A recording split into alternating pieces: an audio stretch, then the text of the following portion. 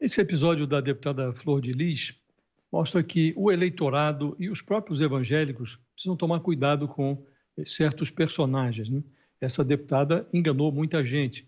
Hoje mesmo, no caso envolvendo o governador do Rio, Wilson Witzel, está sendo preso lá o pastor Everaldo, um outro que se faz de evangélico, mas que está agora envolvido nesse caso de corrupção, já esteve envolvido com Aécio Neves em outro caso cabeludo. Então, é preciso tomar muito cuidado. Outro aspecto a ser realçado é que os parlamentares costumam ser muito rigorosos em casos assim envolvendo homicídios.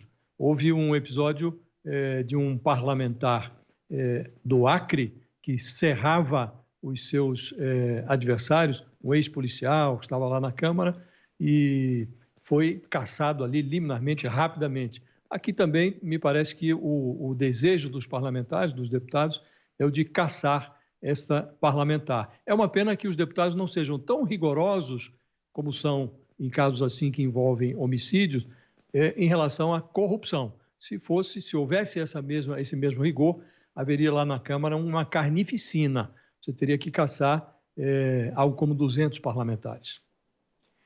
Eu acho que a primeira coisa que chama atenção isso aí é, obviamente, o foro privilegiado para casos como esse, né?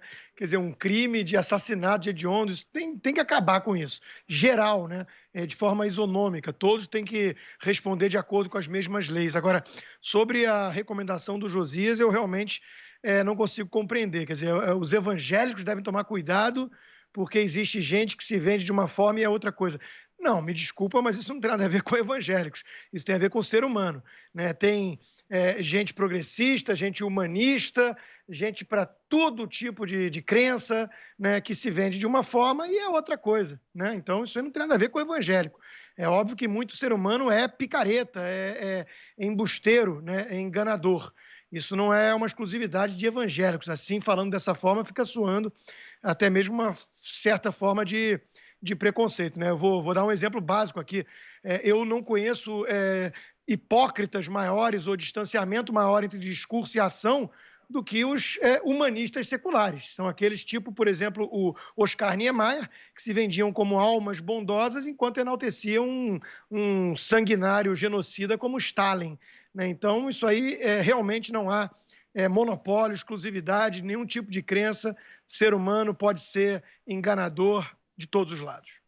De fato, não há. Eu, quando falo que é preciso tomar cuidado, falo isso de forma muito respeitosa em relação aos evangélicos.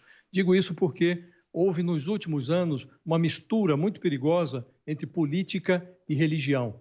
Outro personagem que era muito vinculado à causa evangélica era o Eduardo Cunha, ex-presidente da Câmara, pilhado aí em grossa corrupção, preso até hoje. Então, é nesse aspecto que eu quis mencionar o cuidado que os evangélicos precisam ter. As pessoas vão à igreja para prestar sua reverência aos seus princípios, ao seu Deus e tal, vão cultivar a sua religiosidade. E é preciso tomar cuidado para que esses aproveitadores não explorem este desejo dos evangélicos de cultivar as suas crenças com a política. Esses aproveitadores, isso está acontecendo muito frequentemente, é nesse sentido que eu quis dizer que é preciso tomar cuidado. E acho que quem vai à igreja deve olhar o que está à volta, se o sujeito está ali realmente para respeitar a religiosidade alheia ou se está para aproveitar-se dessa religiosidade para obter votos e depois roubar.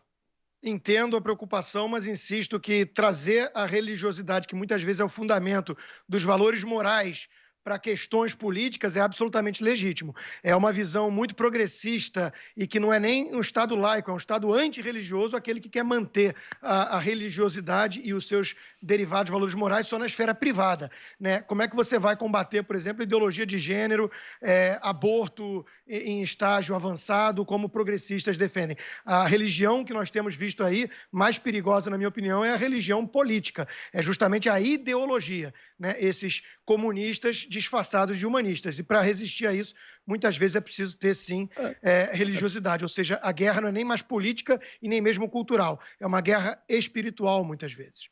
É precisamente isso. É não confundir ideologia com religião. Então, você permitir que aproveitadores se sirvam da sua fé, Acho que é um erro. E acho que as pessoas sabem disso e acho que vão tomar cuidado.